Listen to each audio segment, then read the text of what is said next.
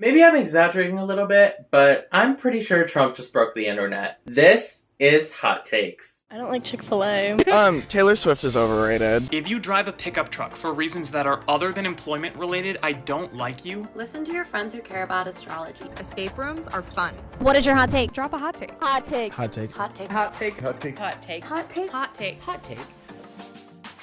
Welcome back to Hot Takes. I'm your host, Ian Isaiah. Today, we are talking about this Trump mugshot that literally blew up the internet. And I'm not exaggerating because everybody's talking about it. It's on everybody's stories. Everybody's reposting it. I've even seen some posts about people already using it for merch. I mean, it has been one day, at the time of recording this, it has been one day and I'm already seeing ads for Trump mugshot merch. Ridiculous. But anyway, besides that, I also wanted to talk about the presidential candidate debates and just some other things that I've seen in related news. So, let's get started. So we're going to start with the original post on Twitter with the mugshot, even though I'm sure you've already seen it at this point, and honestly, if you're online, how could you not? Trump's Twitter/X account, which is finally back. I did not realize that it still wasn't back. I wasn't following him. It never crossed my mind. Really, guys, I don't use Twitter except to shoot these videos.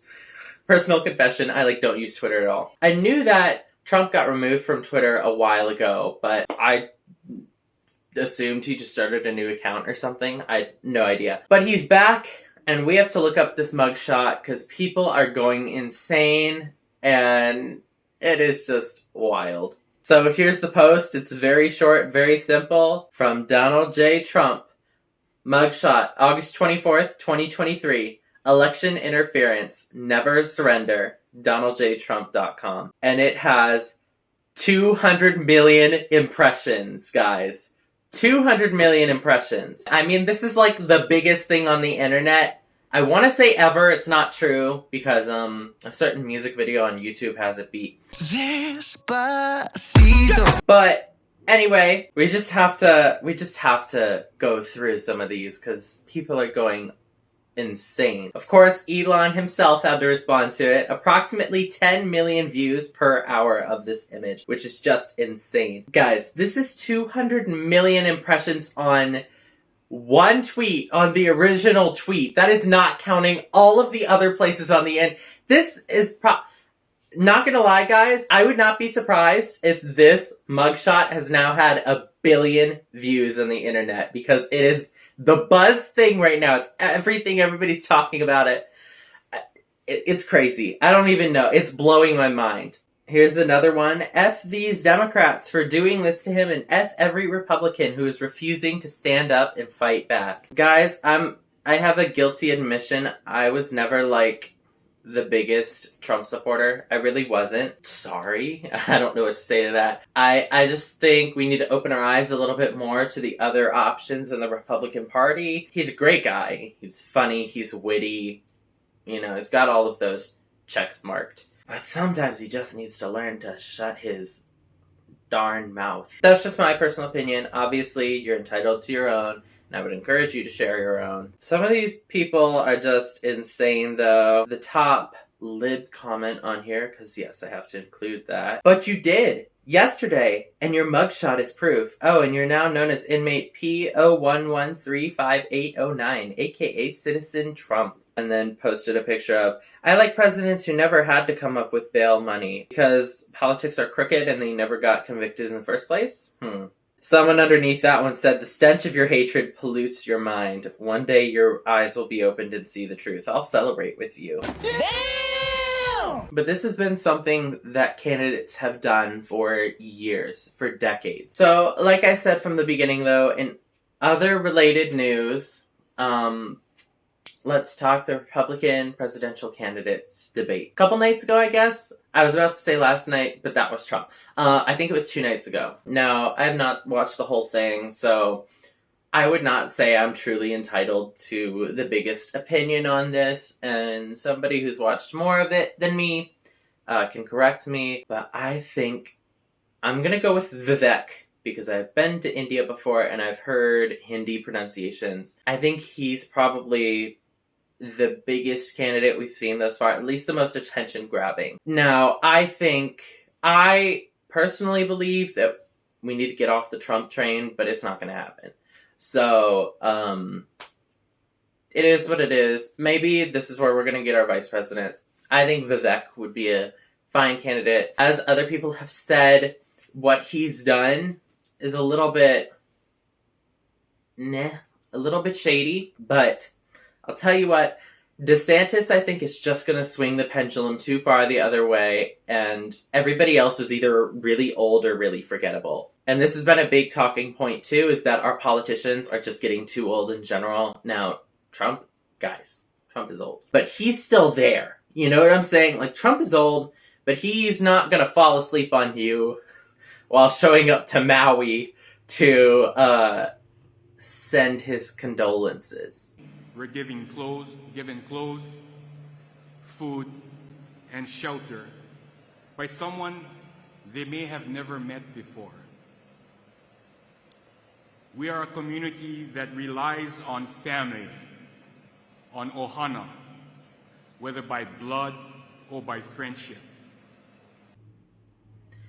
Anyway, now I want to look at a couple different other perspectives of other people on both topics. This one is from Grand Ol' Evan. I highly recommend him, guys. He's great. I love him. Let's go ahead and watch this one. Nobody is taking this seriously, and for good reason.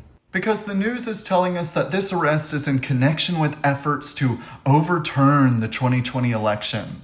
None of the evidence that I've seen comes even close to confirming beyond a reasonable doubt that Donald Trump tried to overturn the 2020 election. It seems to me that Trump just denied the 2020 election outcome, and now there are a bunch of conniving snake lawyers trying to use that to prevent him from running in 2024. Which I think is a completely unjustified political weaponization of the law.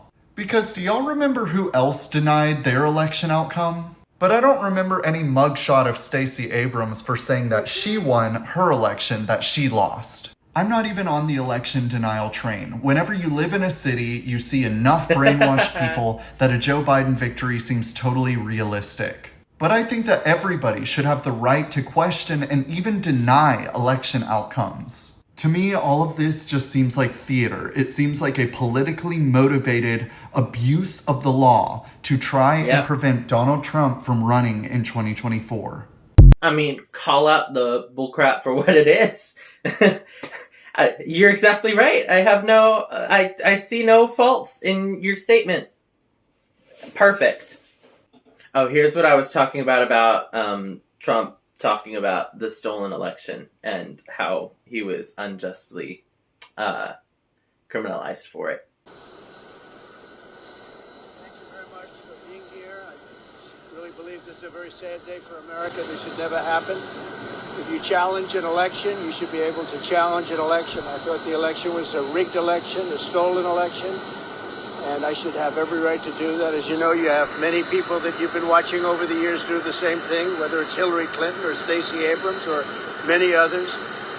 When you have that great freedom to challenge, you have to be able to, otherwise you're going to have very dishonest elections. What has taken place here is a travesty of justice. We did nothing wrong. I did nothing wrong. And everybody knows it. I've never had such support. And that goes with the other ones, too. What they're doing is election interference. They're trying to interfere with an election. There's never been anything like it in our country before. This is their way of campaigning. And this is one instance, but you have three other instances. It's election interference. And it's so well put. They put their big points at the top, but I have one other point.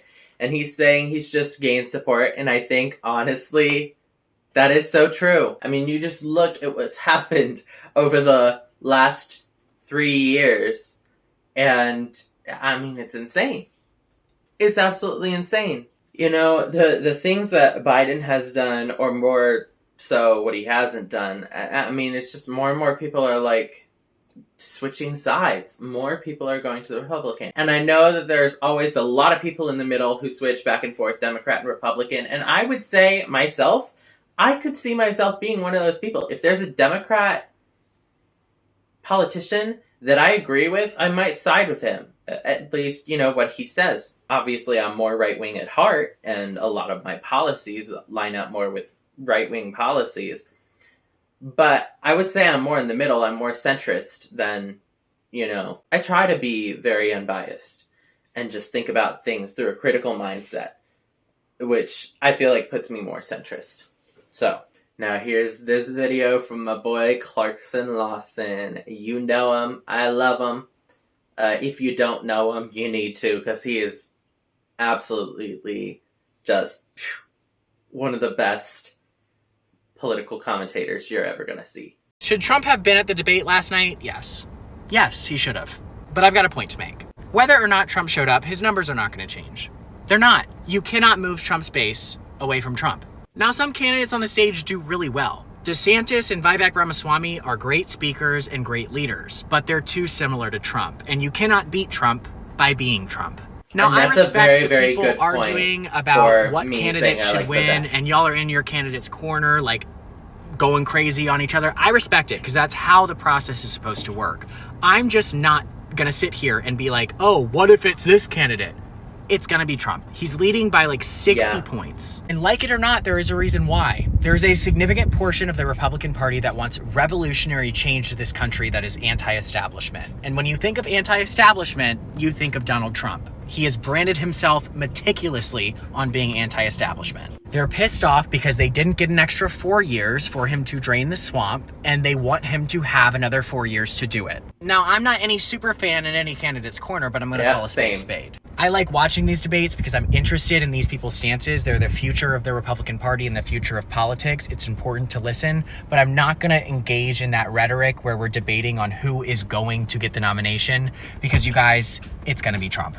I mean, and that's the thing. It's kind of like watching the debate. It's helpful for future candidates if they stay, I think.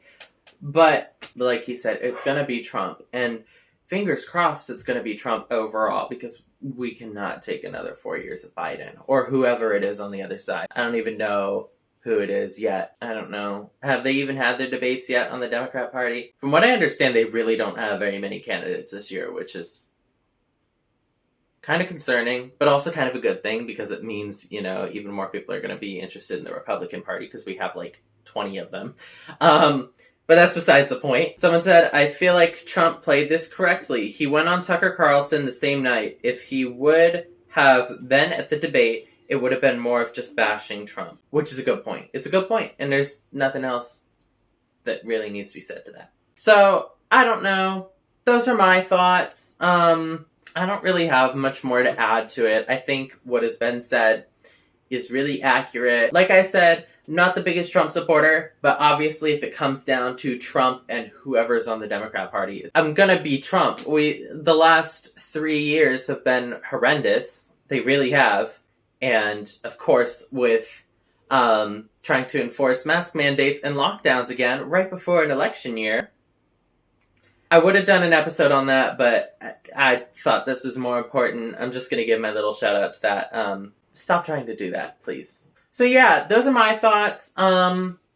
Let me know yours in the comments, as always. And I guess I will catch you guys in the next episode. It's going to be Trump, guys. Trump's back. He's bigger than ever, and he's taking over the world by storm. Hey, you. Yeah, you. Thanks for watching this episode of Hot Takes. I hope you like and subscribe the video, and that you come back soon. Peace.